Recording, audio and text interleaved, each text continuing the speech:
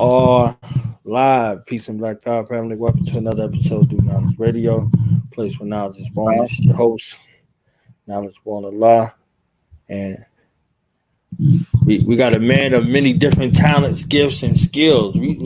This is the definition of multifaceted right here. You understand what I'm saying? So whether we're talking about martial arts, whether we're talking about authorship, whether we're talking about survival, whether we're talking about African spirituality, he has one hat on that's really dapper, but he wears 1,000. It's 1,000 more that he can't put on his head because he only got one head. You understand what I'm saying? So we got a octopus and a hydra in our midst. You understand what I'm saying? Because Baba is in everything.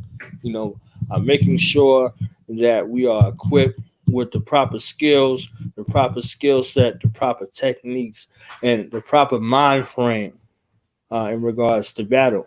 Also in the battle for the minds and hearts of our youth in regards to their imagination, orienting them properly to look at themselves as someone worthy to stand in the epicenter of our liberation. So without any further ado, it becomes my honor and privilege at this time to introduce some, present the others, and welcome back to the platform. Second time on the show, first time on the visual screen together. We sharing the stage. Our Baba, your Baba, Baba Balogun Ojetade. Welcome to the show of B48. Thank you for having me, brother. It's an honor. Definitely an honor to have you in the mix here. So for my Baba that don't need an introduction, for those who may not be familiar, them 2 or 3 people on the planet, could we start with the introduction and we just go from there? Yeah, I'm Balogun Ojetade. I'm a martial arts Oga. Oga is Yoruba for master. Still hard for me to call myself that. I went decades calling myself master instructor. Then I was told to call myself master, but so I'm Oga Balogun Ojetade. This is my 48th year in indigenous African martial arts. It was 48 years, April 10th. 31st year, I believe, teaching. So I've been teaching it for a minute. Former military, I combine what I've learned in martial arts and what I've learned in the military as a special operator to teach urban survival. A lot of times we focus on woodland survival. Most of us live in an urban environment and not going to be able to get to a woodland environment. So we have to learn to live in that environment and survive it every day. So I've taken what little bit I know to teach people to be more survivable, and then from after surviving, being able to thrive in an urban environment. And it's very fitting for this time. I'm an author of nonfiction and fiction. Nonfiction, because I'm able to share with people who may not be able to come to my classes with me. And then fiction, because it is very important that we see ourselves. We see ourselves with agency. We see ourselves with power, with sovereignty. We watch plenty movies and television and comic books, and we don't see ourselves, not just the youth, but the adults. So it's important that we see ourselves in a good and powerful light, right? So that's my biggest drive for writing fiction. I'm a Babalawo and an Olorisha, which means an Orisha priest, if you will, of Obatala. Babalawo means you are an initiate of Ifa. Really, I don't use Babalawo. I use Awo, which because Awo is used for a person who is a student of the mysteries, and I consider myself forever a student more than anything else. This is my 20th year in Ifa. So, and I look at the African traditions as a way to, how do I look at revolution from a spiritual light? So that's what I do. I'm not a person that throws on a dashiki and I'm just in church. You know, I'm just a Christian with a dashiki on. No insult to Christians, but we know folk like that. And I'm not like that. I'm not out here spooking out. None of that. Right. Very practical. And Ifa is very practical if we know it the way we should know it and practice it the way we should practice it. Okay. Because if you look at the ancient of times, a lot of them were initiates, but they were also warriors. Right. Right. They weren't initiates talking about, I can't fight no more because I'm an initiate. Come on, man. It's foolish. So, but you see that now, and that's because those folks, whether they were in Ifa, Christianity, Islam, they were not going to be fighters anyway. They weren't going to be warriors anyway. They weren't going to bust a grape. They weren't, you know. So those people are using their, we call them shea butter soldiers. Those shea butter soldiers are using their shea butterness in the African traditions, same way they would have done in other people's traditions.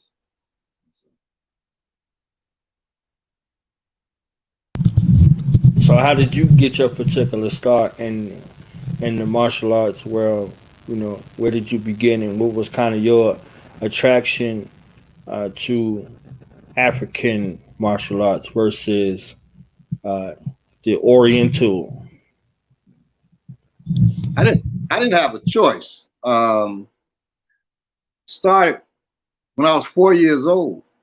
Went to martial art movie, right? And went to a martial art movie before they were showing in the cheap theaters. We went to me and my father went to a Chinese theater. Why? It's in Chinese.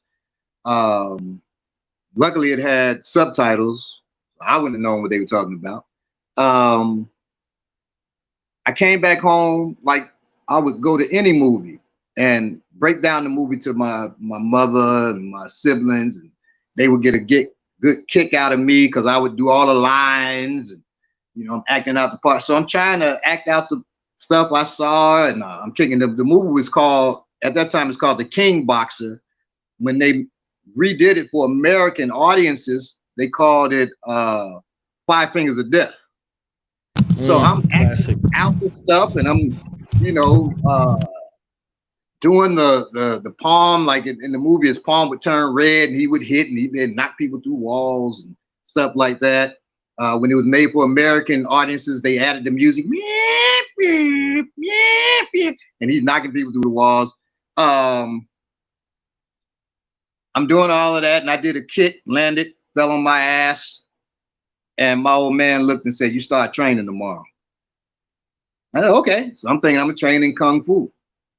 I didn't know the difference. It was just all martial arts to me until after about 3 months or so, and I realized I wasn't doing the karate that my friends were doing, you know. And then as I grew up, well, really not even about a year later, I would manipulate because we would all do what's called playing karate.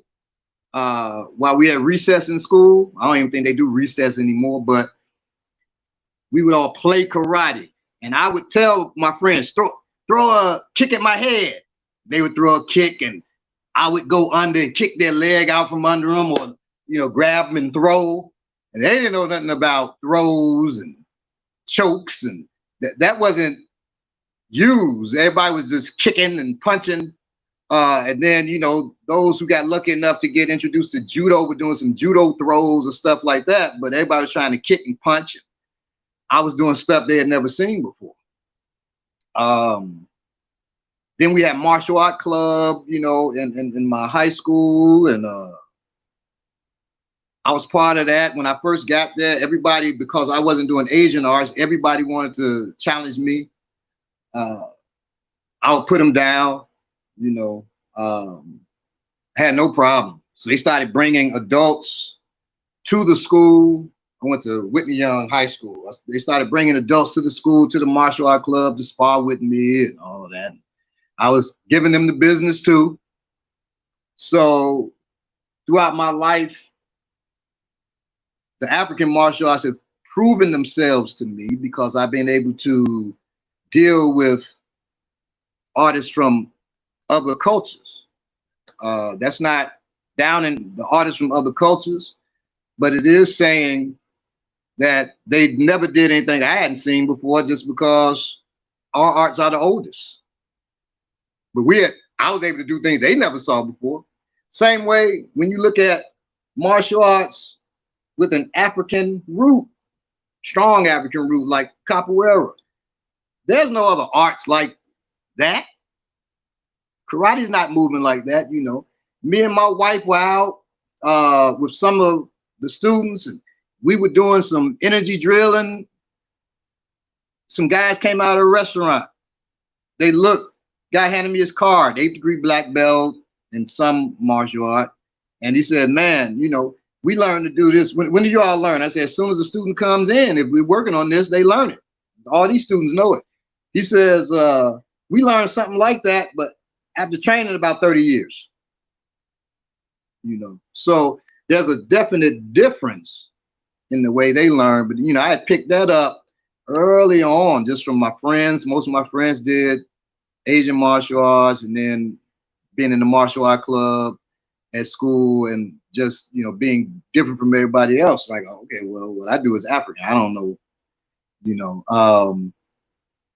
I know Bruce Lee says, you know, when I first started, a punch wasn't a punch. Then after a while, a punch, how do you put it? A punch was just a punch. A punch is a punch. Then after a while, I realized a punch isn't a punch. Then after training long, I realized a punch is a punch. I could say a chihuahua, a dog is a dog, right? But a chihuahua and a Rottweiler got a whole different bite. Okay, I would rather get bitten by a chihuahua. I don't want to get bitten by either. They can both hurt you, but that chihuahua is not going to bite like that Rottweiler. The African martial arts are that Rottweiler. Okay. Just from its practicality and its viciousness and how it's used. When I say African martial arts, I'm talking the continent. Of course, there are thousands of cultures in Africa, but there are certain principles that all of the arts across the continent and then in the diaspora that they stick to. So people have been training with me online and say, oh, we do that in capoeira, we do that in this art, this art from the diaspora. And of course you do, because the African says moving this way, doing things this way makes sense. So you're going to find it making sense whether you're in Mali, whether you're in Senegal, whether you're in Gabon, whether you're in Egypt. So they're going to find the same things that make sense. And because of cross-pollination, you know, there's stories about Orunmila traveling across Africa doing two things. One, studying African traditions to create Ifa, and two, wrestling. And that's what we call martial arts, wrestling. Wrestling means to put somebody on their back, belly, or side by any means, right? You go to Africa right now and you say, I want to learn African martial arts. They're going to take you to a Taekwondo school, judo school. You say, I want to learn to wrestle. Now you're learning the real thing. Not just wrestling, not just grappling, but you go into the villages, you go into the bush and ask for wrestling. They're going to give you what they use to defend their lives. So wrestling includes weapons, all of that. You know, if I throw an explosive at your legs and it blows your legs off, I guarantee you'll be on your back, belly, or side. So I wrestled you by African standards, right? I didn't grapple you, but I did wrestle you. So that's how we look at things, you know. But I said all that to say that's the influence it's had on my life, with me being forced to train,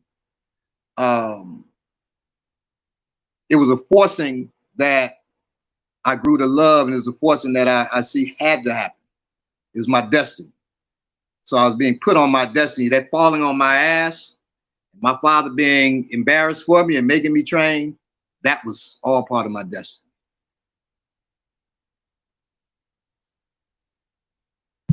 So when did the destiny of the training on one aspect meld into the spiritual warfare aspect in regards to that particular training? How did these ones come together, and what's the common thread in between? That was years later. So spiritually, okay, first, when I was 8 years old, my mother got back into the church. Well, let me go back even more. My mother's father was well studied in the Bible and things of that nature. Okay. But during that time, they were in Yazoo, Mississippi. They didn't have churches. They didn't have churches in the old days. Folks didn't go to church. There was no church. So the pastor would come around and set up a tent or whatever and preach. My grandfather, for whatever reason, would always challenge the pastors when they would come around. And if they couldn't answer certain questions, he would go up, slap the hell out the preacher and run him off. And then he would teach a sermon. Don't know why, but Shout out to grandpa. hey, man. So that was just in the blood. So my mother wasn't going to church. Then when I turned 8 years old, she decided she's gonna go to church, right? She was dragging us along. I would always go to sleep or ask questions. This one preacher would be preaching on my head and got gray, but he was bald head. So I say, Mama, he bald head. He lying. He's not supposed to lie. He's not in the 10 Commandments. Why is he lying? She, boy, be quiet. So she was so embarrassed by me.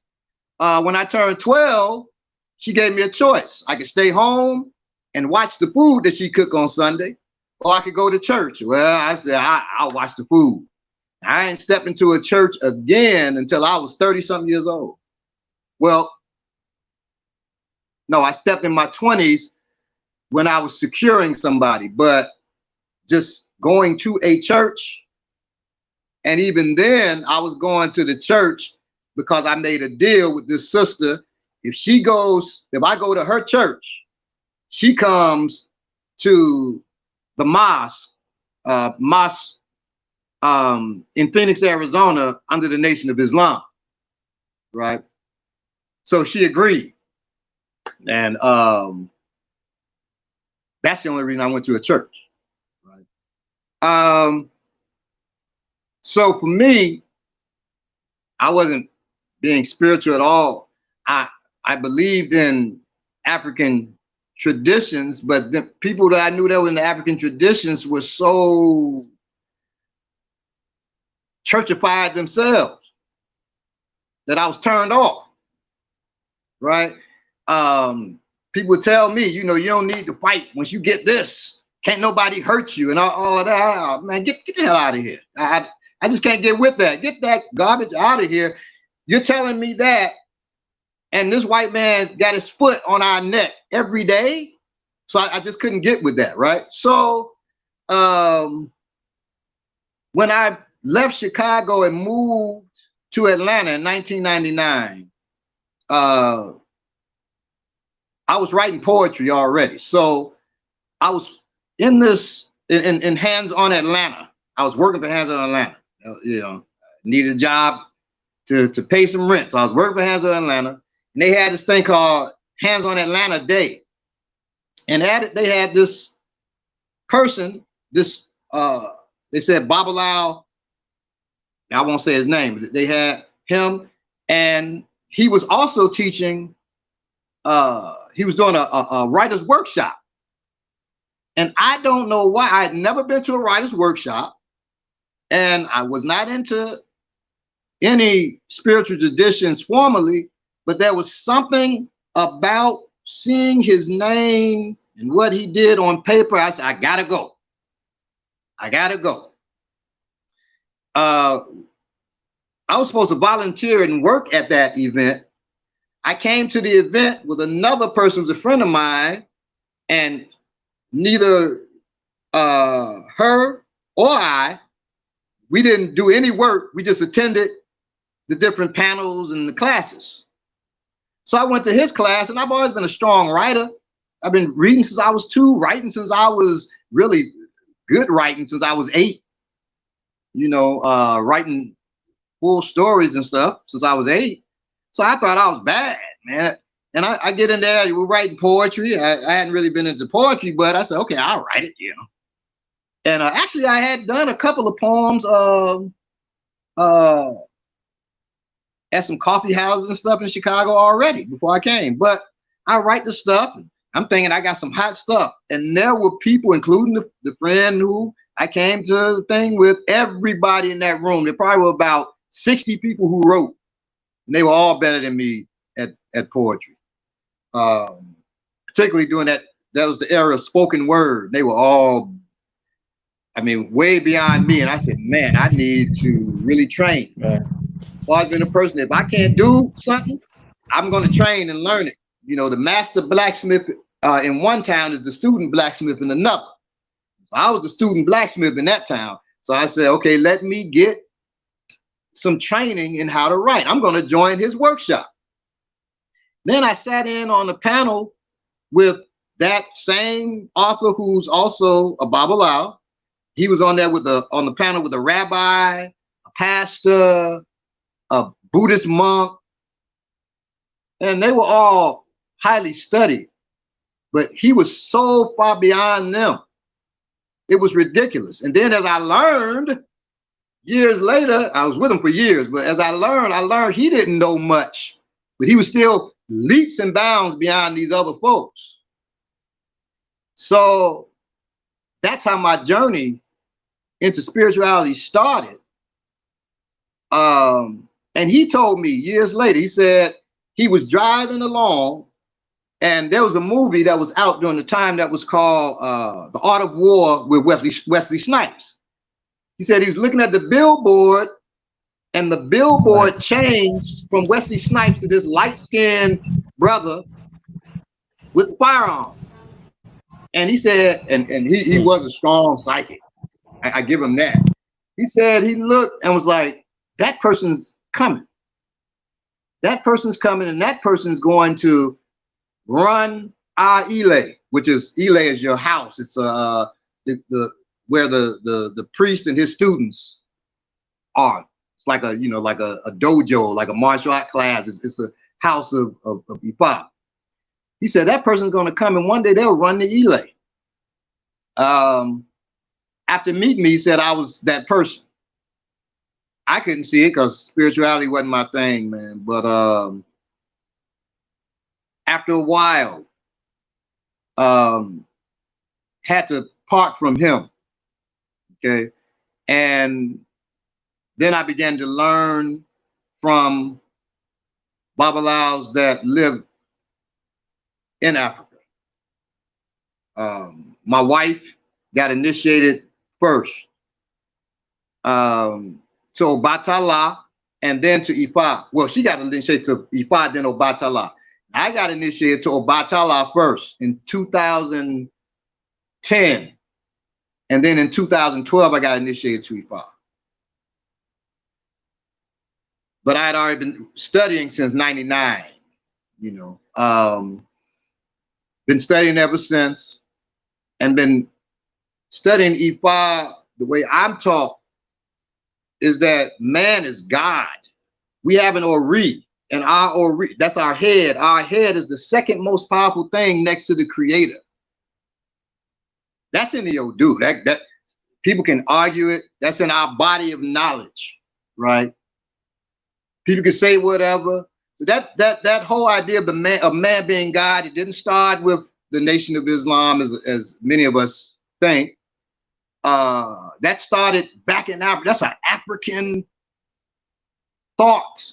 That's an African way. That's part of African culture. that man is God.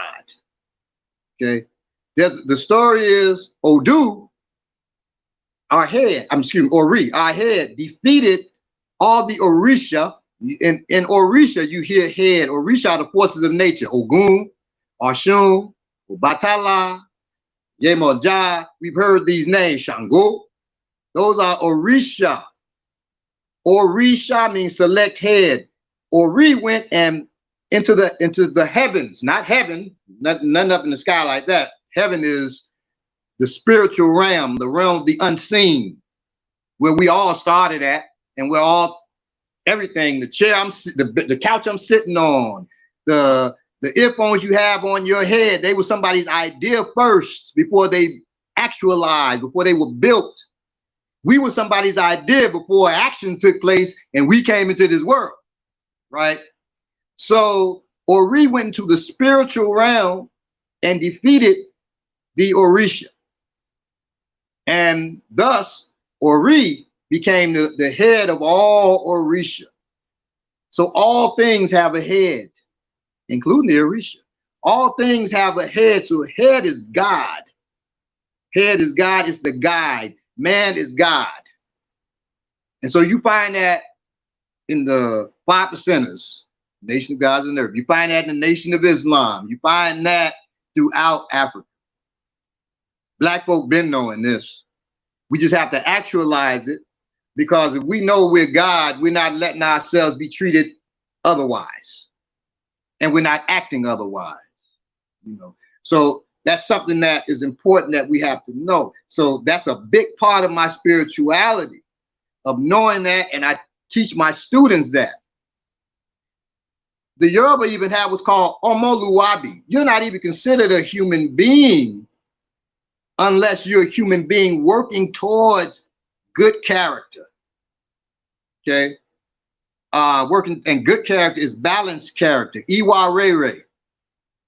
I know that Benjamin Njie is going to be teaching on Iwa Rere.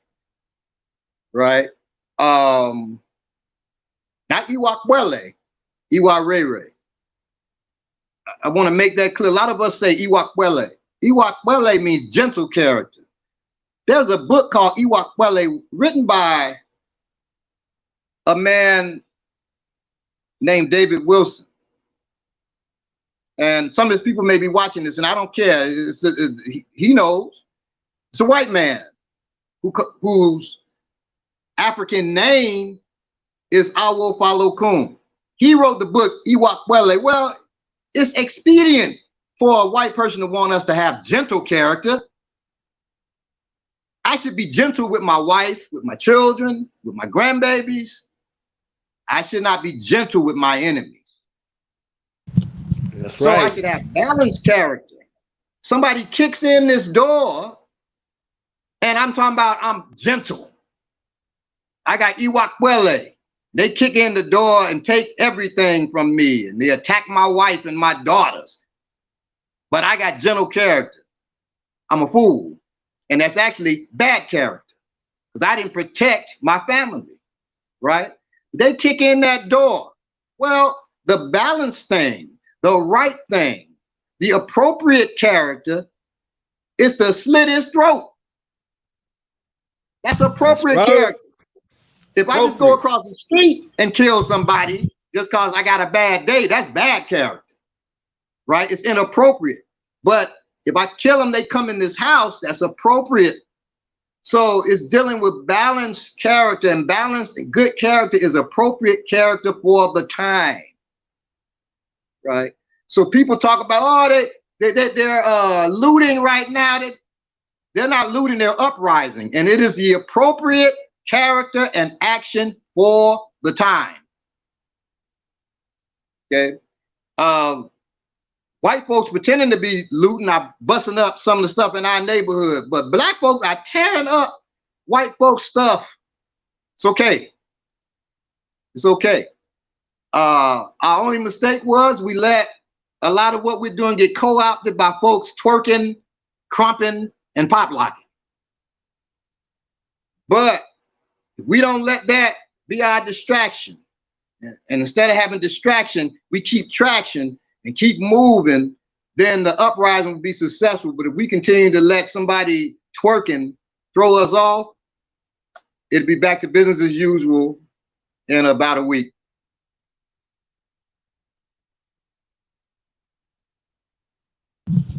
That's real. I love that emphasis on appropriate versus inappropriate. I think we find that from, you know, the miscommunication and the lack of cultural adherence. You know? Right. And we could kind of get into this place of Zen. You can't even get into Zen without no warfare. You know, so if they was talking this, you know, monk philosophy, you know, it depends on your culture, what the monks did. So if you were in a culture with some monks, you ever seen a monk train? Right. You ever seen a monk get down? You know, Right. in these cultures. So where do you think these amalgamations come from? You know, you just stated, you know, the ancient priests, they had more than one duty. You know, this is where we get that concept from, you know, all of these jobs. You know, how do you think we survived bondage in this place? You know, you had to be able to do everything and do everything well with perfection and precision. Right. So if we could do all of those things well, when it came time for insurrection, don't you think we did it with the best? We Right. did it with the best, you know, and we our ancestors fought world wars in this country without weapons in cases. So you know we have to look at these empty hands that we hold and see, you know, these weapons of opportunity come. Exactly.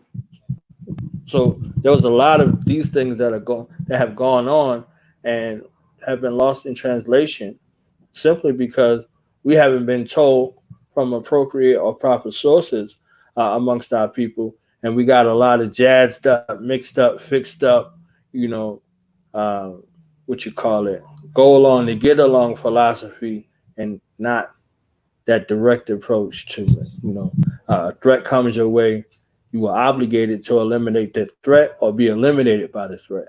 That's Exactly. the proof of it. You know, so if that threat comes, you know, you're duty bound to eliminate that threat. You can't negotiate with the threat. You can't march with the threat. You can't sing with the threat. You're supposed to eliminate it in the most expedient manner possible and ensure that there are no other subsequent threats that come along. That's success. Exactly. Failure is not being able to recognize or distinguish a threat, and you're eliminated by it for your love and loyalty to it. So we find ourselves in, you know, a situation like that, you know, on the daily here. So uh, thankful to be able to recognize and know that there are still those who walk amongst us, you know, with the right with the right character, and not just some characters out here acting like they right. You understand what I'm saying? Right. Uh, so, can we talk about the books for a second? I want to spend a little time with the books, Yes. with writing, and you know, this journey to, you know, crafting these books that, you know, many of our family members have. Yes. Well, the first book I brought out was 2008. I wrote it in 2006, but it was published in 2008. That was African Martial Arts Discovering the War Within. That's the first book.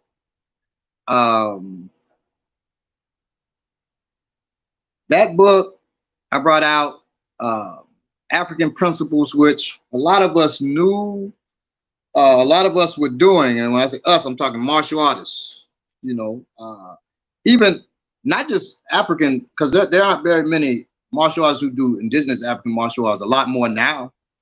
But even Asian martial artists who are tremendous martial artists, like Dr. Moses Powell, he had Africanized jujitsu. Japanese martial artists weren't moving like his students and him, you know. They weren't moving like, so he Africanized it, right? So I'm looking at what we do, and then I'm looking at what other Africans who do martial arts do, and I began to verbalize the principles. The principles I was always taught, but I was blessed to be able to write them in a sensible fashion that everybody could learn, right? And so people would hit me up after getting the book saying, hey, you know, in my martial art class, we've been doing this, right? I said, well, good. You know, now you have a way to describe it, you know. So people from other arts would tell, hey, I can now teach my students exactly what it is we're doing that we didn't verbalize, but we were doing, right? So that was the first book. And I think that's the strength of that book. That book, it got me noticed by my martial peers. Before that, I don't know why, I think they thought I was just some young, talented dude with martial arts, but I was just a young dude. So one day he'll be, they didn't realize I was their age. And I don't know why. Even at my martial arts school in Chicago, I had the school with 2 other martial artists who were older than me, but I think I had more martial art time in, more training in. And the guy comes to the school, and one of the instructors, he had a lot of trophies, a lot that he won, a lot of his students won, right?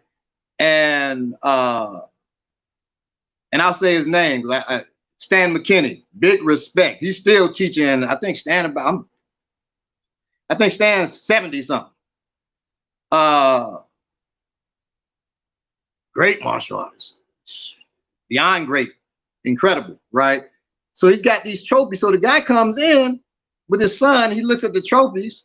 He looks at me, and he says, "Where's the instructor at?" So I laughed, you know, and I said, well, these aren't my trophies. I know. You couldn't have won all these trophies as young as you are. And I'm looking at this dude like he really doesn't know, you know. But then I did a workshop where people are coming from all over the country. I'm standing next to a student of mine who's younger than me, big muscular, you know, 6'5", 260 pounds, ripped to shreds.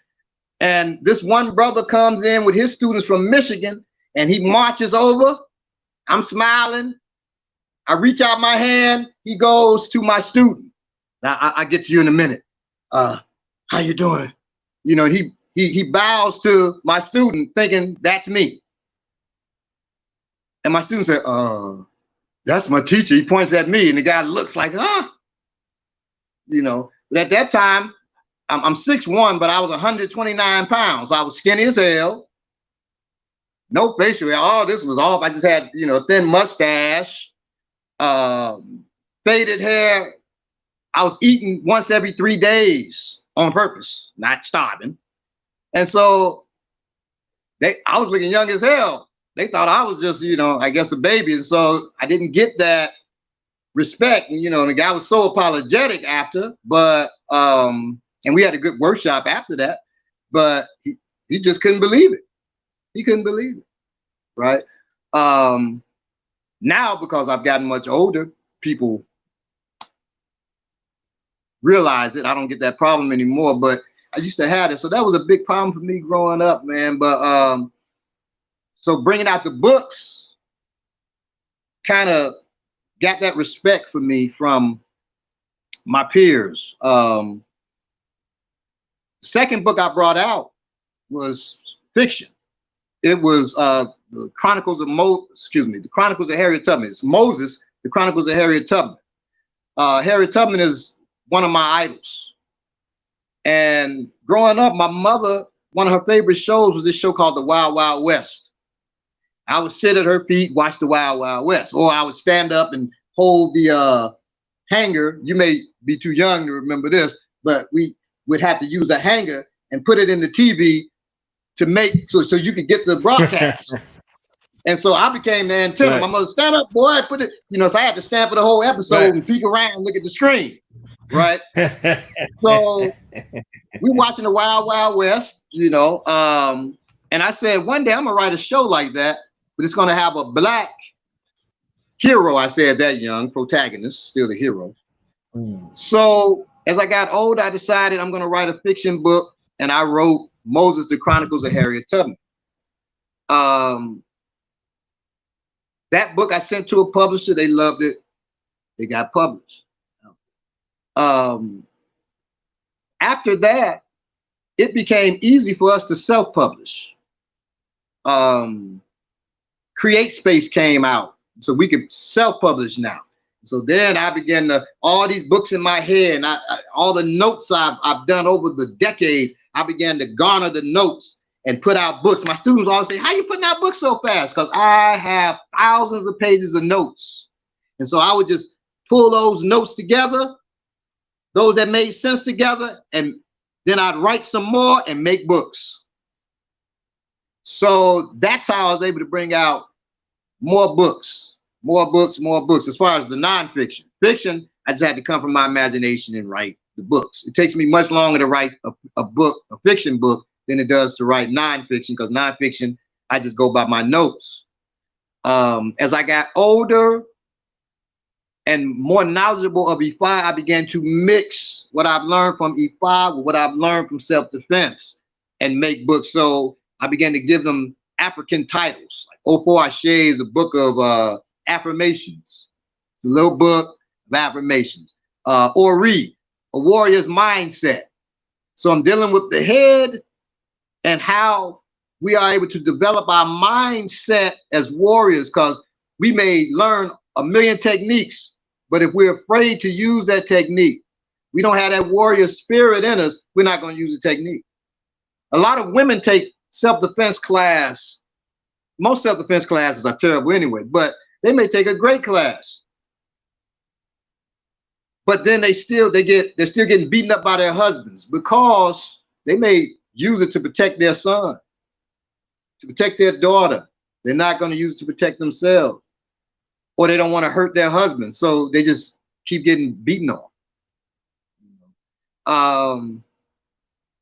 My mother wasn't a woman like that, and my father wasn't beating her, but my mother wouldn't have taken it.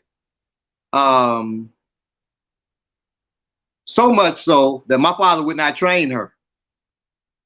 So she wanted to take then judo classes, and my father still, I don't take no judo classes, because he wasn't too worried, but she been gone and probably knocked out a couple of people on the street.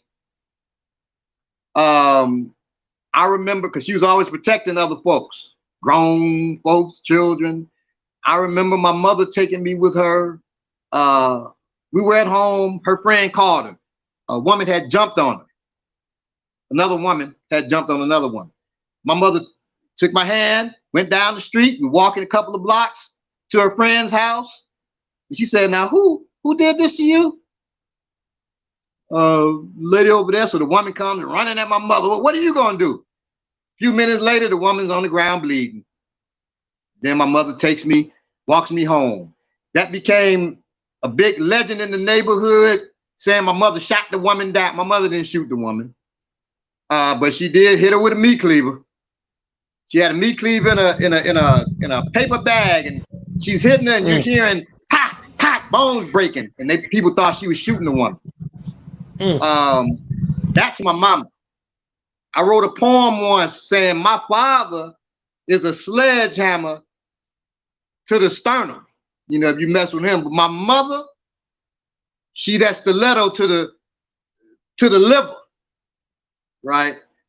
Where you would see my father coming most of the time, but my mother, you're not expecting her to get down like that, right?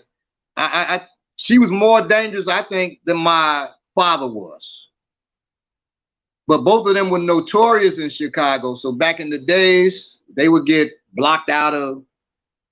They couldn't go to any clubs, or in those days, you know, clubs, live bands played the club. They couldn't go to none because if somebody disrespected my mother, oh, bad day.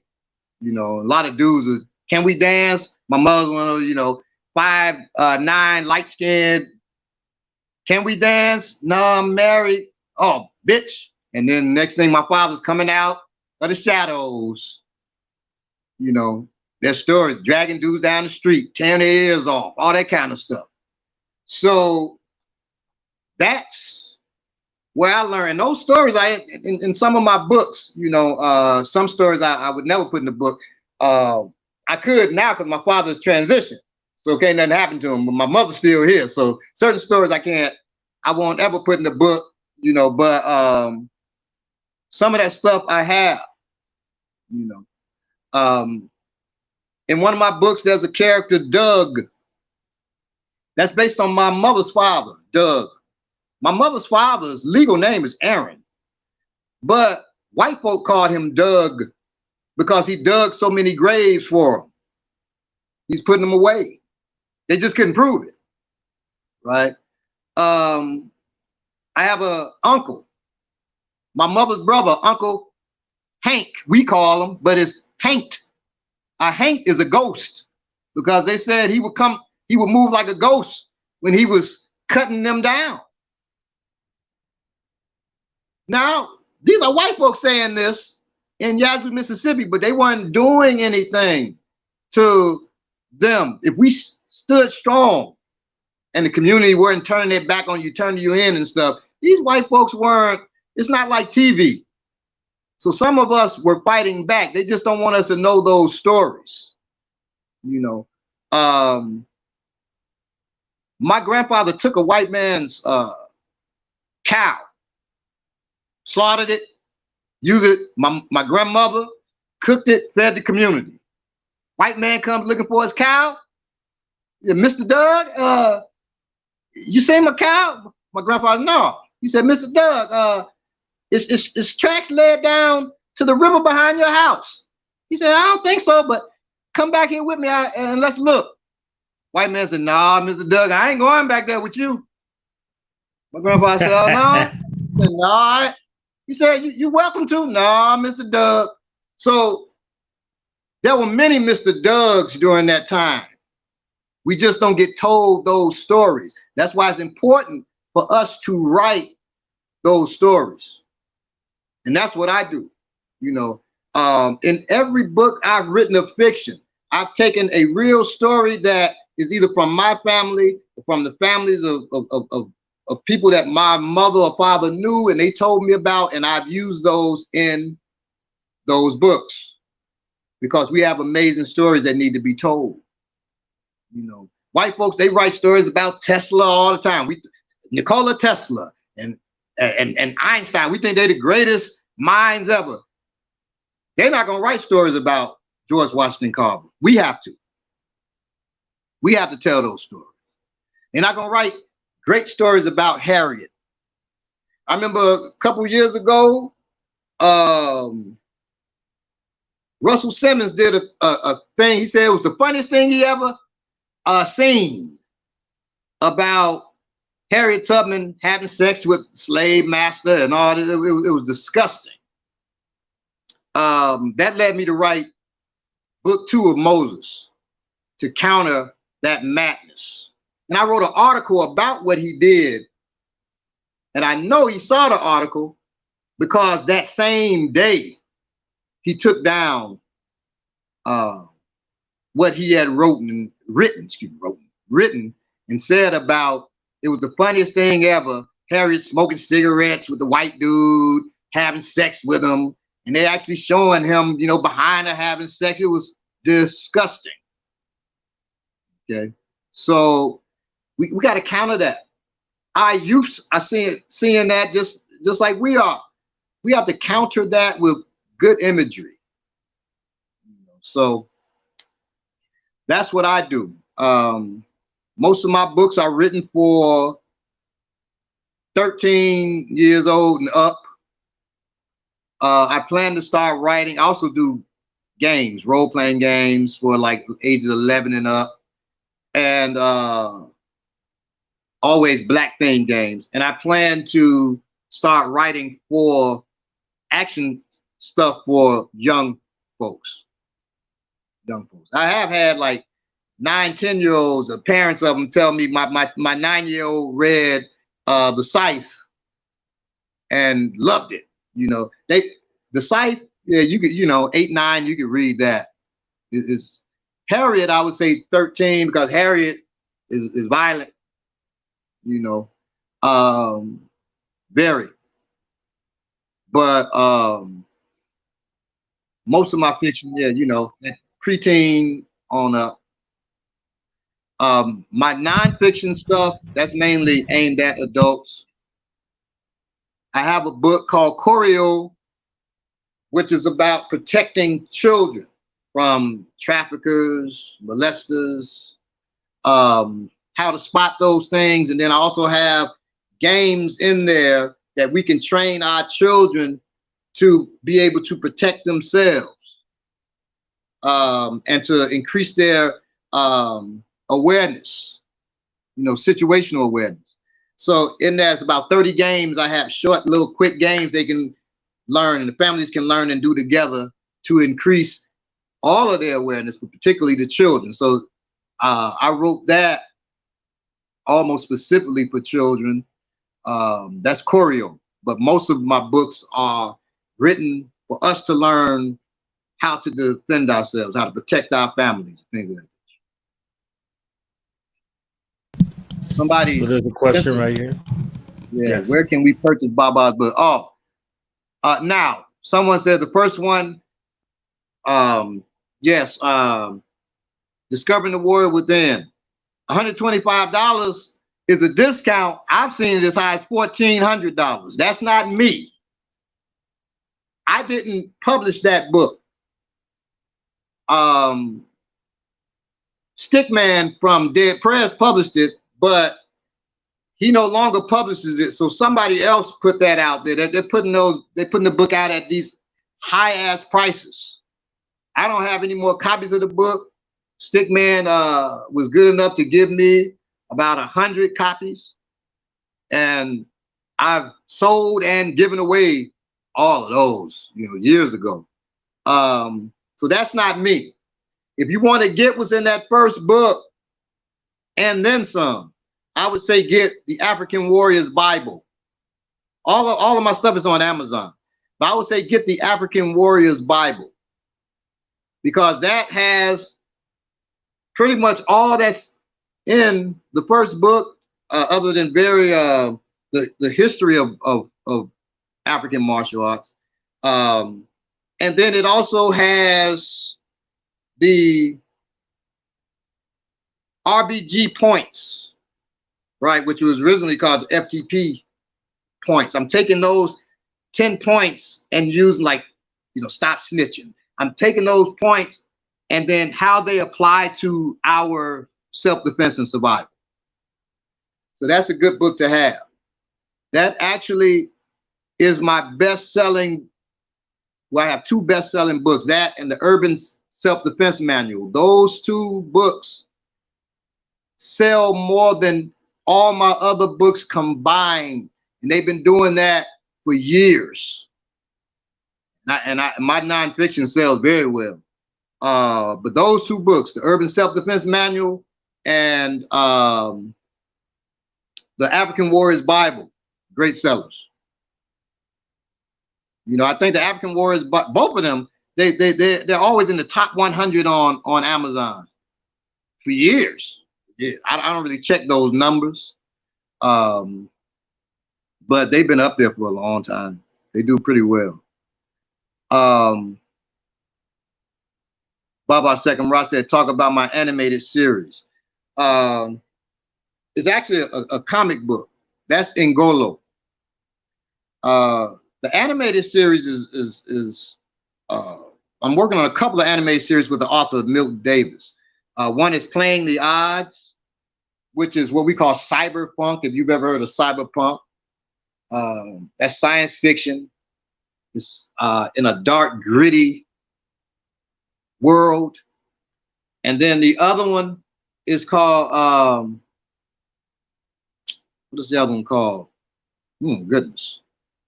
It's what's called, well, it's in the genre of steampunk, which if you heard of steampunk, it's steampunk told through an African lens and with a African tongue. Goodness, I can't remember the name of that book, but it's set in a world called Freedonia. The comic book that we just successfully kickstarted, that's called Ngolo. Ngolo is set in the near future.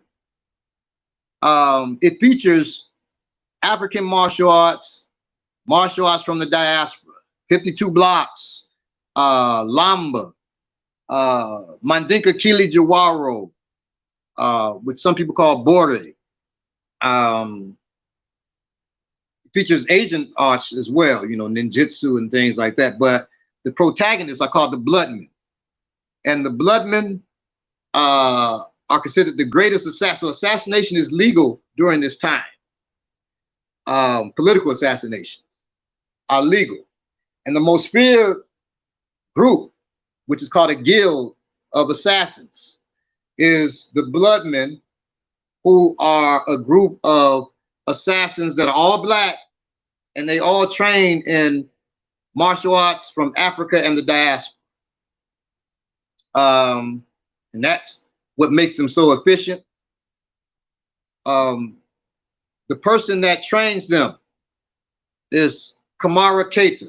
Kamara Keita was brought in to train the Bloodmen in this system that his family created that's called Ngolo.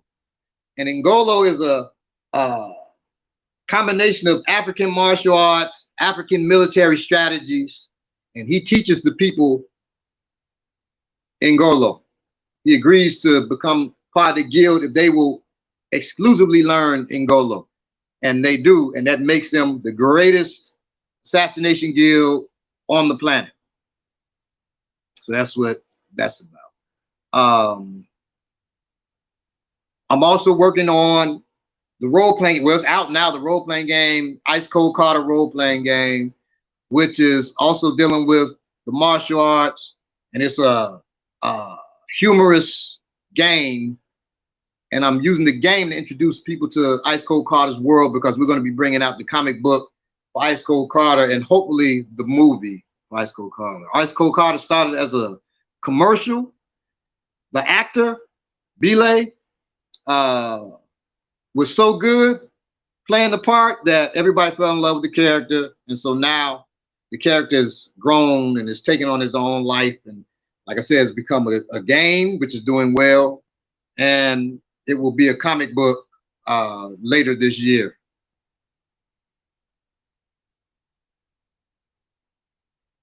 I think we lost Jonathan. I think we lost our brother. Oh, you're welcome, Baba. I think we lost Knowledge Born Allah. He's back. Good. I was going to host the show. You were gone.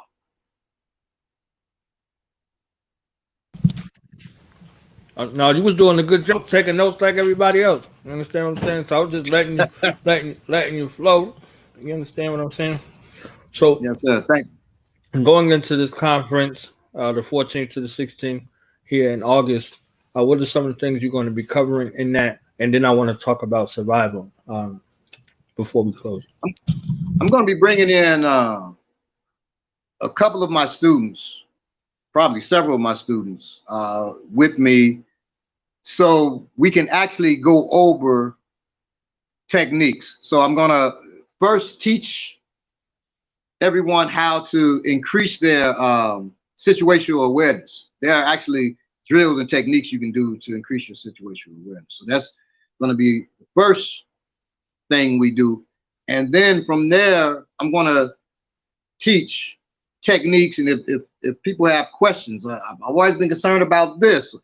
If somebody's kneeling on my neck, like when that cop murdered our dear brother, George Floyd, how would I get out of that? Can I get out of that? We'll deal with that. Whether somebody asks me that question or not, we're going to deal with that and other things, you know. Typical come along technique when they grab your wrist and then they force it behind your back into what we call a kukar. Kukar is a chicken wing, so it's a chicken wing lock. Different things of that nature. How to move within crowds safely.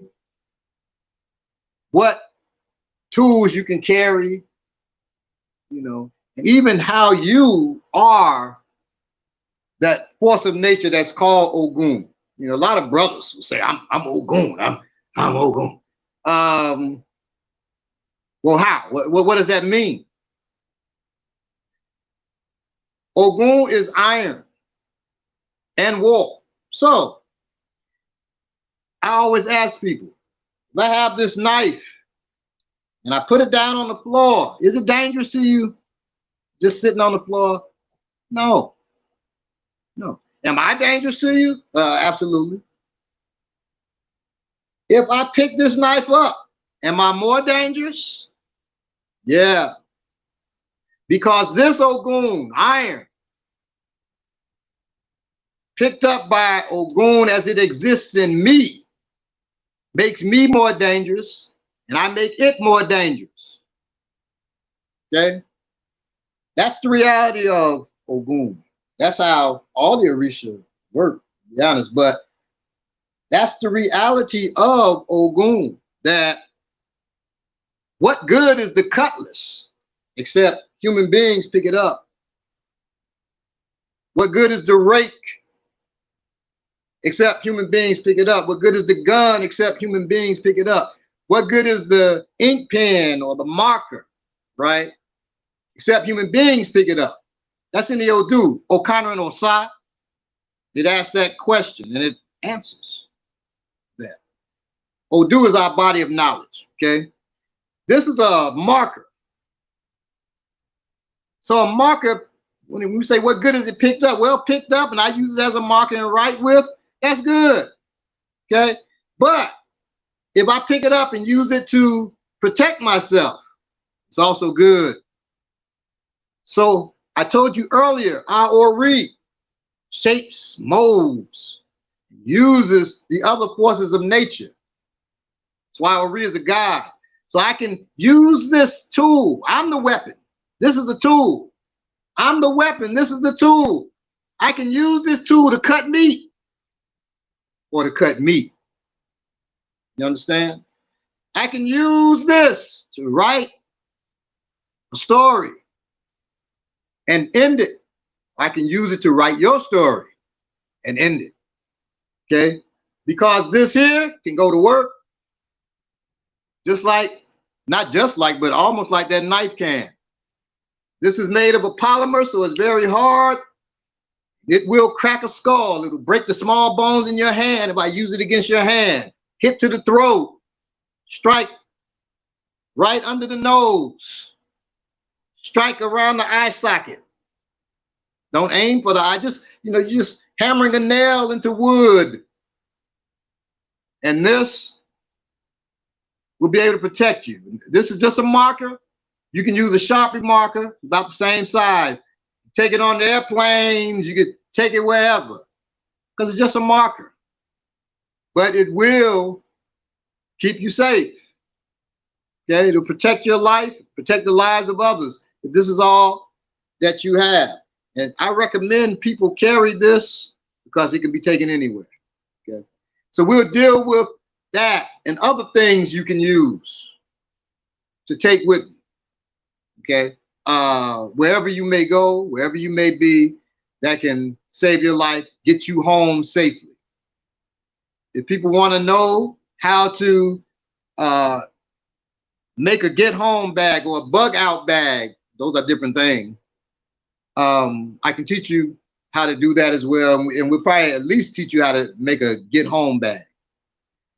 Bug out bag, I may break mine down and show you. I just really don't feel like taking ours. So my bug out bag is a 10-day bag. It's huge because I'm humping stuff in there for not just me, but for the family. I will also show you how to use ham radios and things like that, and the legalities of it, if that's your concern. Everything falls down I'm not too worried about, you know, when you're supposed to use a ham radio. You use that bad boy. But I will deal with the legalities of it for right now. Don't play with a ham radio. I will show you all of that kind of stuff. We'll deal with those kind of things. So that's what I'm going to be contributing to this great conference that we're having. I look forward to it, and I look forward to being a student in it. Because there's going to be a lot to learn. Some great teachers. I believe 30 teachers. So you definitely want to be there.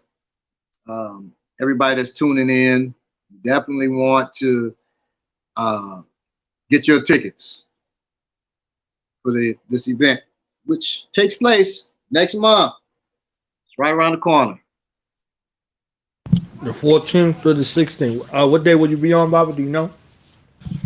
I believe, I don't want to get the date wrong. I was sent the date. I want to say it's the 14th, but I'm not positive. I'm going to post it on my Facebook page and my Instagram, though. I'll start posting it probably tomorrow after my class.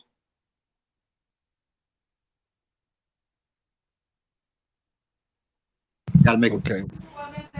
So put your flyers and then make flyers. Right. You touched on the aspects of survival, kind of interwoven into the last statement.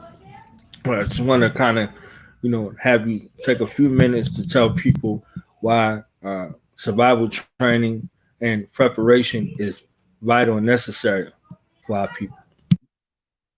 Okay, so whatever you learn, whatever you do, if you don't know how to keep it, it's gonna get taken. When all things fall down, people have gardens. I've told certain people, they ask me to come in their house, check it, see where it's safe, you know, how can I make it more safe? And I provide that service for folks. But a lot of times I look and they'll proudly show me their garden, and I'll say, you know, you got a garden in your front, it's going to get taken. Somebody said I'll be on August 14th at 5 to 6:30. Thank you so much. Oh, yeah. So I'll be. So that's the time. 14, 5 to 6:30. But person has a garden in their front yard and they're proud of it, and that's good. That's good. That's good. Starving folks are gonna come for it. Just know that you're gonna have to protect it. Okay. So one part of survival is being able to, where do I set this up where it's not as obvious to folks? So I don't have to run outside with a shotgun, because they may have shotguns too. So part of survival is thinking about that. It's pre-planning, right? So I want to have this. How do I have this where it's not easy to get to? Me and my students, we train for certain situations, and I do camps with them, survival camps, okay? Where we use the techniques that we learn, and we learn to use our common sense to survive and then to thrive. So certain things come up. I won't say much about the camps other than we had the last camp we had. There was a situation where the military was hitting. Now these are scenarios, but they get very real. The military was hitting the encampment.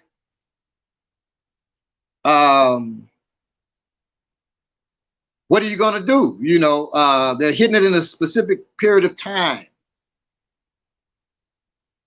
The people in the camp argued for 18 minutes and 26 seconds on what they were going to do. My son, who's 17 now, well, he'll be 17, excuse me, in October, in November, excuse me, November 17th. My son says, let's run. people's ego says, not. He was 15 at the time. We're not running. We're not. Now we're gonna fight. Some people say we're gonna hide, and they're going back and forth 18 minutes. Within that 18 minutes, the military hit the place and they had to figure out what's going on. They had no choice at that point but to try to hide. And as they're trying to hide, because you got a small, well, not really small, an army unit coming in, and they have a 50 caliber machine gun with them. They have, other weapons. It's a light infantry unit. They're coming, they're hitting the house. Everybody's hiding, being quiet. They had a person up top by himself, trying to defend himself. He gets taken out. Then as the military's coming and they're in the basement, down into the basement, everything's quiet until one sister who had a baby starts crying. And then they know exactly where people are at, and they let loose with the 50 cal, and pretty much everybody lost their lives because of, not because of the baby crying, but because of their indecision for 18 minutes. Because baby's gonna cry. You have to take that into account. You have babies, you have little children, you have yourself that hasn't done any exercise, been sitting down eating popcorn and chips and Snicker bars every day. You're not ready to run nowhere, so you best figure something out. Number one, stop eating so much Snicker bars and popcorn and exercise, because exercise is going to be important. That's also a component of our survival. Being able to work out, being able to exercise. My teeth were all pulled because some were bad, and it was affecting my health. It was affecting my breathing. Be very careful with your teeth. Teeth are connected to your head. It can cause mental issues. Thank God it didn't do that to me. But it was affecting my breathing. Abscesses, you're swallowing the infection, and it's affecting my heart and lungs. I'm glad they're gone. They were gone before this corona madness, this pandemic. But so all but 8 of my teeth were pulled out to get rid of abscesses and all of that. And I'm going to have, dentures put in, implants, 25,000 upper, 25,000 lower. So it'll be dentures before I get that kind of money. But I'm glad that's gone, because otherwise, during a time we're trying to survive, I would have actually been a liability. As skilled as I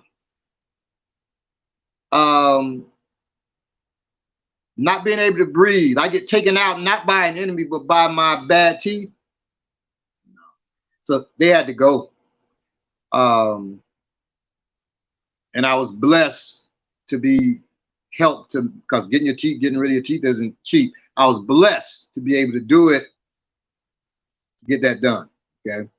And no, I didn't pull them myself. I got it done by a dentist, by a dental surgeon. Don't pull your teeth yourself. Once again, survival is also having common sense. Common sense prevails over all. Don't do nothing to hurt yourself, but make sure that any liabilities you have. So if your liability is you're out of shape and you can't walk 3 blocks without pooting, farting, throwing up, start exercising. Unless your physical body doesn't allow it, exercise and do whatever you can. Even if, I had a student say to me, well, not a student, but they were a student at a workshop. They said, my back is ruined. And they're much older. My back is jacked up, and she was, I can't, she's walking on a cane. What can I do? I showed her techniques to do with the cane, and also techniques while she's sitting to help her back, strengthen her back, and to strengthen her legs, because she has to be able to move somewhat. My mother's in a wheelchair. She's paralyzed on the left half of her body. So I have to make sure I'm strong enough to be able to move her. Also, that they have their, so they have a cache of food. They have their food during this time and before that. You know, when I was in Chicago, my mother's cupboard was filled. We had these big walk-in cupboards in Chicago. And from the floor to the ceiling, all around, filled with canned goods, dried foods, because I've been training my family for years, right? So they have their supply. At least they're able to do that. And as long as they're able to survive and I'm able to get to them, which I'd have to walk some miles, because you're not going to be able to be on the roads. The roads are going to be too dangerous and they're going to be shut down and things of that nature. So if you're not in a shape to walk, you're in trouble, to be honest with you. But I'll walk, I'll get them, and I got to then be able to push my mother back to my house miles. So I have to be in that shape. When my youngest daughter was a little bit less than a year, I walked 3 miles with her on my chest to see if I could do it in case I had to do it. Walking up a mountain, walking rough terrain, damn near killed me. And I'm in pretty good shape. You have to, so we can pretend that when it goes down, I'm just gonna do. It's not true. When it goes down, your adrenaline's pumping, anxiety, and if you aren't training yourself for when things go bad, you aren't training yourself when things go bad and when things are good, you're gonna break down. You're gonna break down, you're gonna lose in this thing called life. You will lose because, you know, people, I'm a so-and-so, I'm a vegan, I don't eat meat, but you're eating a salad 8 times a day. You're eating a big old bowl of salad. You know, you don't have a discipline with your stomach. You're just eating a better quality of food. And then things happen where you can't get that food, but a pig walks by your house. It'll make a liar out of you. Starvation will make a liar out of you. Number one, have your supplies. If you're gonna be, you better have those vegan supplies, but you also better train your stomach where you don't have to eat as much. Okay.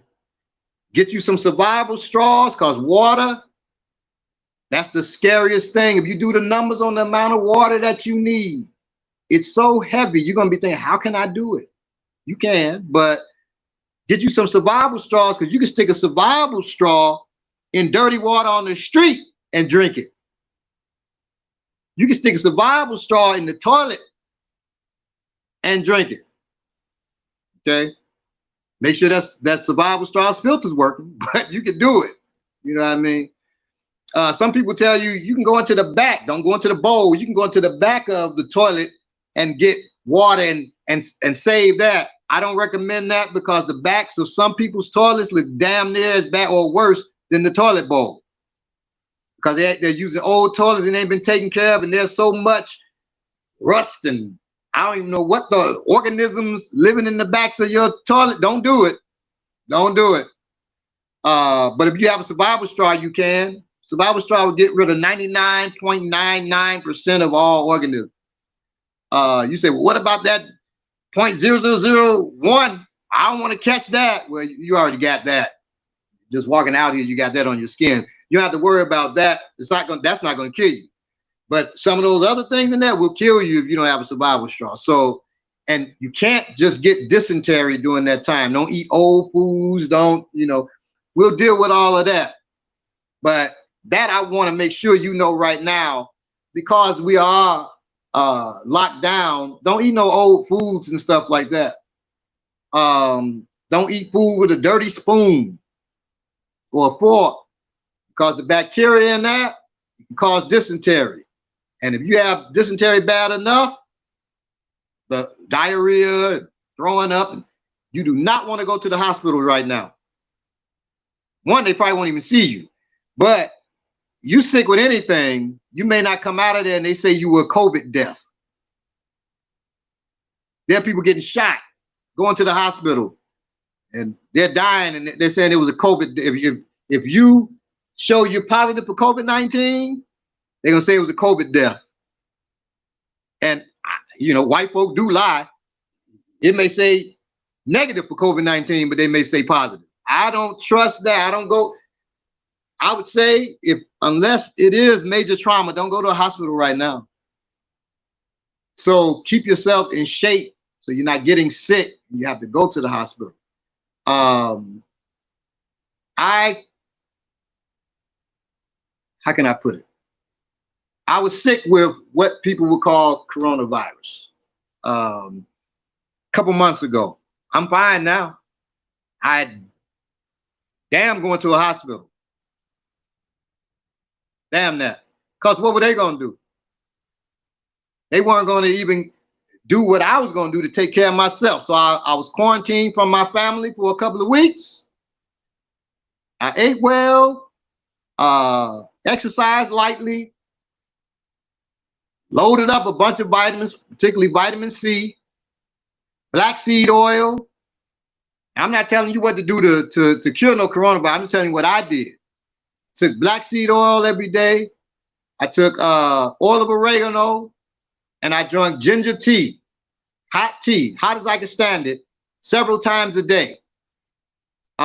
Within a week, my students can attest to it. You can ask. I was back training again in a week. In 2 weeks, maybe 3 weeks. 3 weeks. I was back to normal. It would have been quicker, but I overdid it that first week. I went back and just really got sick again for a couple of days. But within 3 weeks, I was back to normal. I believe we've been getting this for a minute. We just been fighting it. Keep fighting. Don't lose the fight in you. That's what they want. If you twerking, you ain't fighting.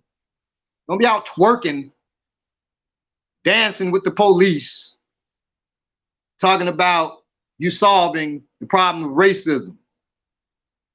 And then you get sick and wonder why. One, you're around a bunch of folks, but the fight's not in you. If the fight's not in you, you're not able to fight off these diseases. My father caught cancer and fought it, and it went into remission and never came back because he's a fighter. He's a warrior. Okay. My father transitioned now was not from camp. My father was murdered by some people he trusted. Okay. He was poisoned and murdered. That's why he's not here, but there was no disease that was going to take him out. My father was left here in his 70s. In his 70s, he was still ripped up. He didn't even get a slight gut until he was 65 years old. He's a fighter.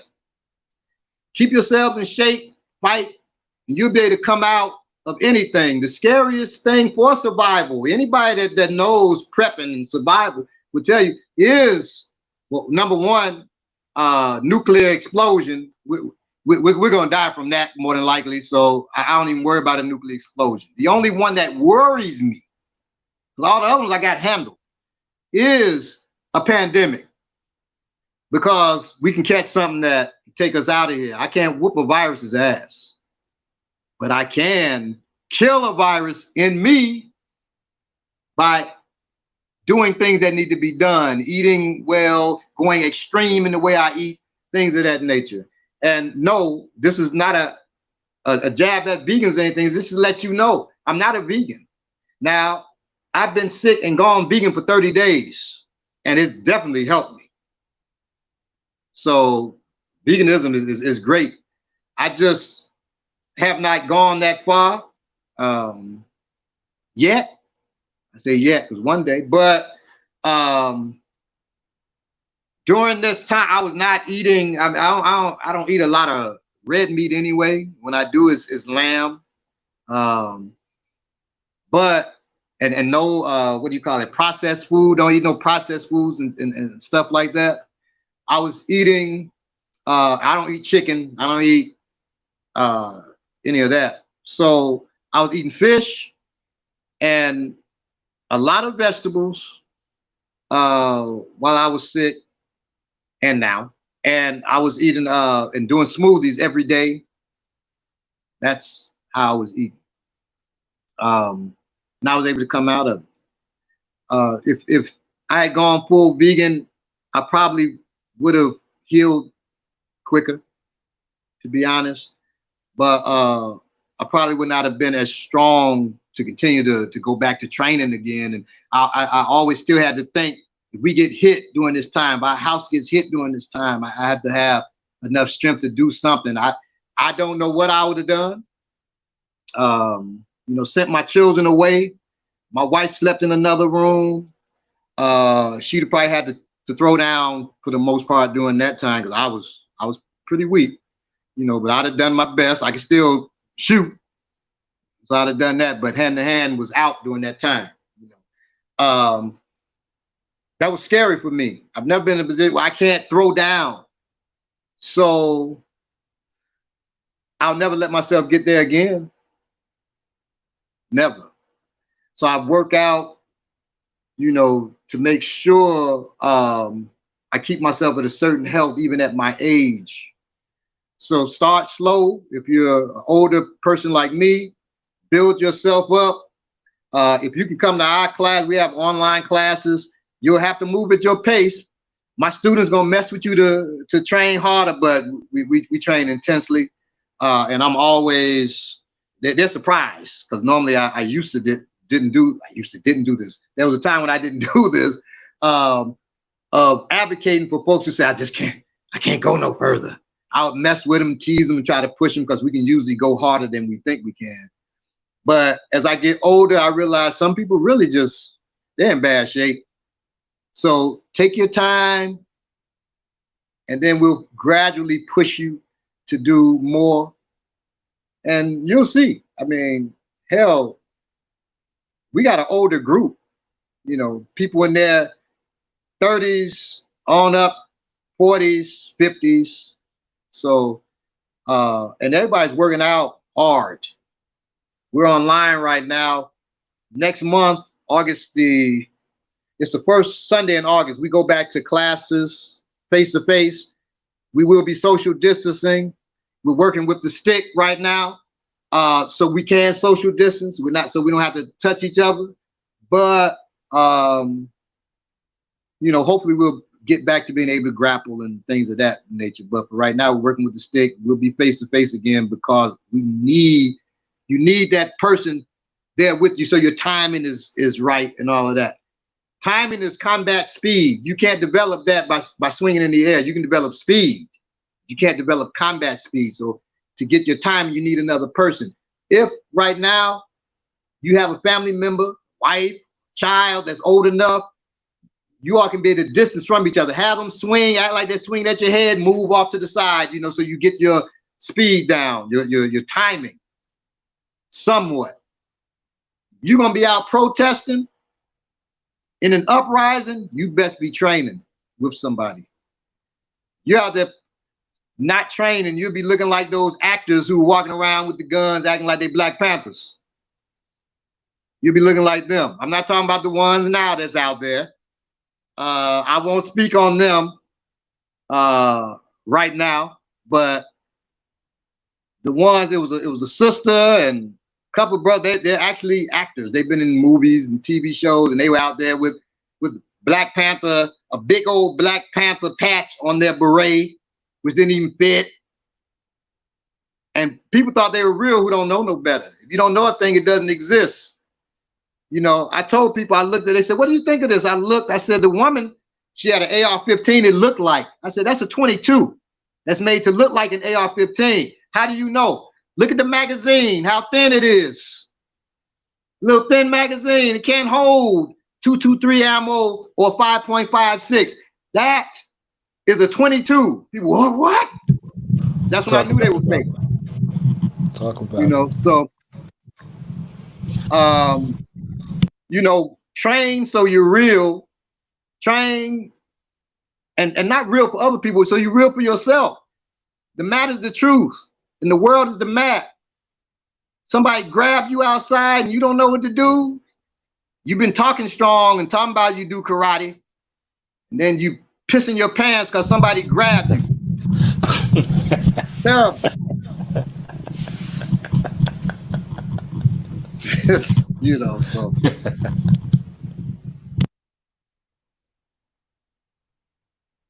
All right, so we're gonna wrap this up, Baba, because we could go on. You understand what I'm Yeah. saying?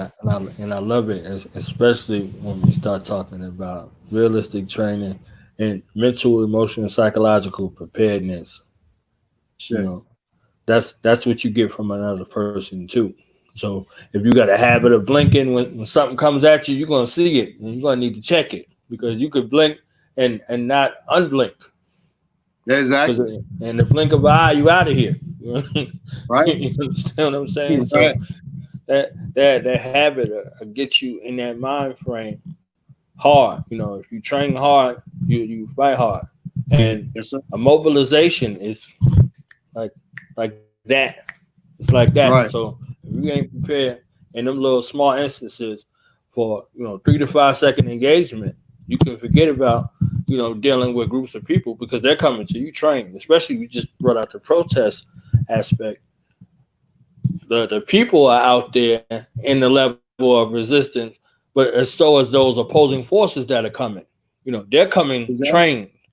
They're coming properly trained, to tear your ass out the frame out there. They ain't playing with you. They're using chemical agents. They're using rubber bullets, all kind of projectiles and all kinds of stuff, and they can say you open fire. I was at the Wendy's out here. I was doing security, me and my team for somebody else. Standing out there, a guy's trying to film us. I knew that's the police. And then a woman who's jet black but had a white wig on. I said, that's the police. Right. She's getting us looking this way where they're doing something else. That same woman came driving up with all the slowly creeping with all the doors of her car open. Right. I told everybody, get ready. There's a distraction right there. They were distracting cars. They were blocking cars from moving in the street while the guys filming folks and police were doing maneuvers on folks, man. Right. And the people weren't realizing what's going on because they just, hey, just up and pumped. And they're not realizing that the cops right there moving on you. Right. And they have those apps in these phones now that mimic small arms fire. So you might be somewhere thinking it's going down and it's not. You see what I'm saying? Exactly. But they use that as license to move in and use deadly force. So right, they caught a reporter playing one. They caught a reporter. Right. Right. So just be careful out here, y'all. Definitely. So any final remarks you got, Baba, before we wrap it up, and also how people can get a hold of you? Again, emphasize your classes and where they can be found, and also your books. If you go to @Afrikan Martial Arts, African with a K on Instagram, and say you're interested in class, then you can join the class. Classes are $15 a month online. Right now, that's reasonable, super reasonable. My wife gets mad at me, it's so cheap. But you can send to Cash App $Balogun Ojetade, and then we will send you hit me up with a screenshot on Instagram or Facebook, whatever, and then I'll send you the password for Sunday and Monday classes. We're Sundays 2 to 4 p.m., Mondays 7 to 9 p.m. Online. And even when we start back in August, face-to-face, we're still going to have the online class going at the same time. So you can reach me there. You can reach me if you just want to send me a message about something, ask questions on Instagram. That's Balogun Ojetade, @Balogun Ojetade. Or you can go to @Afrikan with the K, once again, martial arts. You can send me a message. And I get right back with you. You can hit me on Instagram. If you go to afrikan.martial.arts, African always with a K for me, afrikan.martial.arts, That's my Facebook. You can ask to be my friend on there. I'm normally going from 5,000 friends to 4,000 because I'm getting rid of certain folks depending on what they say and stuff like that, or we're not interacting at all. You can hit me up on there or just send me a message on there. All my books are on Amazon. All my books are on Amazon. So if you want to get into the books, you can. And please give me feedback. Let me know what you think about them. That's how I'm able to grow as a writer and bring better product to you. And that's pretty much it. If you look me up on Twitter, you'll find me, but I'm never on Twitter. I don't really go on there. I'm old and not too good with technology, so I only go to so many. I'm not on Kick or what do you call it, TikTok. I know the names because I got children, but I'm not on those things. I don't know nothing about it. None of that. If I need to use it, if it's good, if you think that'll get the word out, let me know. I'll get one of my students to jump on there or something. But that's how you're able to reach me.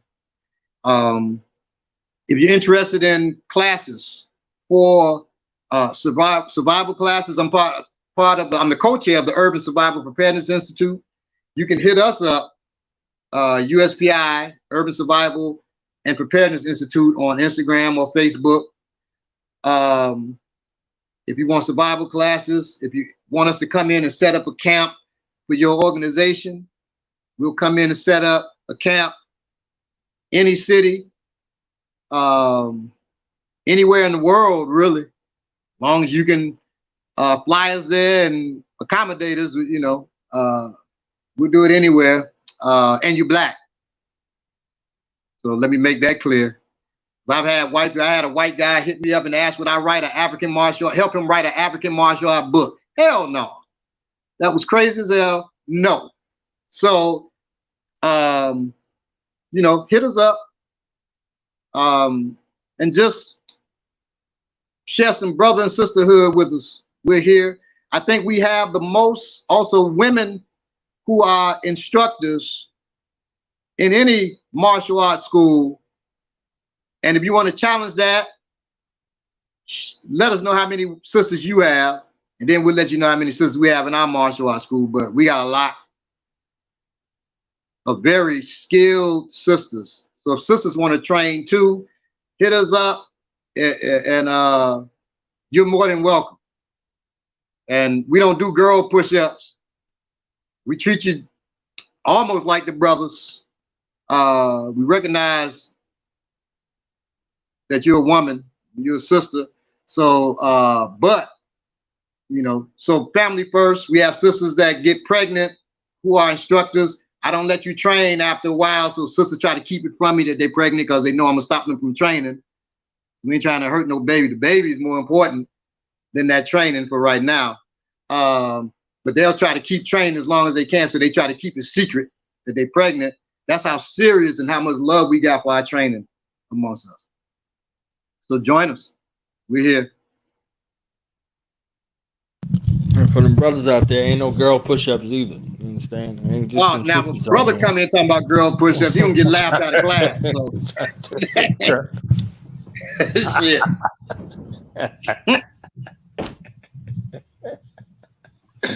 Baba, I definitely thank you sincerely. Thank you. And you're welcome here anytime. This is home for you, and I definitely want to have you on with some of your student body so they can share their experiences and kind of make this something thoughtful and where they can share their stories with with our family so they can see them. So whenever you want to set that up, you just let me know, and I'll make space for you here. Thank you. So I look forward to the event next month. Right. We will be in the house, and hopefully all of you out there in the house too. All right, Baba. All right. Peace. Peace. Odapo. Dabo.